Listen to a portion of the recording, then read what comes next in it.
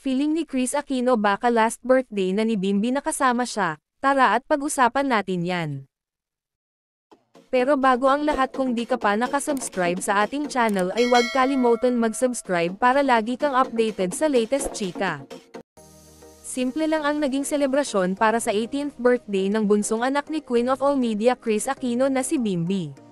Nag-18 si Bimby nitong nagdaang Sabado de Gloria, April 19, kasama ang kanyang nanay na si Kris at nakatatandang kapatid na si Josh sa tinutuluyan nilang bahay ngayon. Nagbahagi ang makeup artist at isa sa mga BFF ni Kris na si RB Chanko sa social media ng mga litrato na kuha sa intimate birthday celebration ni Bimby. Kalakip ang kanyang message. Bim, you're 18 today, and it's hard to put into words how proud I am of the person you've become. You've always had a quiet strength and a gentle heart. No matter how much you've grown, you've stayed kind, grounded, and full of love for the people who matter to you, ang message pa ni RB kay Bimby. May nabanggit din ang celebrity makeup artist tungkol sa umano'y takot ni Kris na baka raw ito na ang last birthday celebration ni Bimby na kasama siya.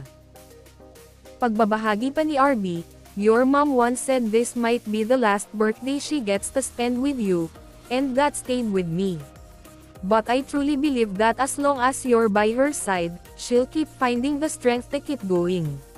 You've given so much of yourself to her, and that love is something truly rare," pahayag ni RB. Pahabol pa niyang mensahe kay Bimby, "You're a gift to your family, and to everyone lucky enough to know you. I've seen how real and good your heart is, and I'll always be grateful to be part of your life. Bim, 18's just the beginning, and whatever life brings, I know you've got what it takes," ang buong pahayag ni RB. At dyan na po nagtatapos guys, maraming salamat sa inyong panonood.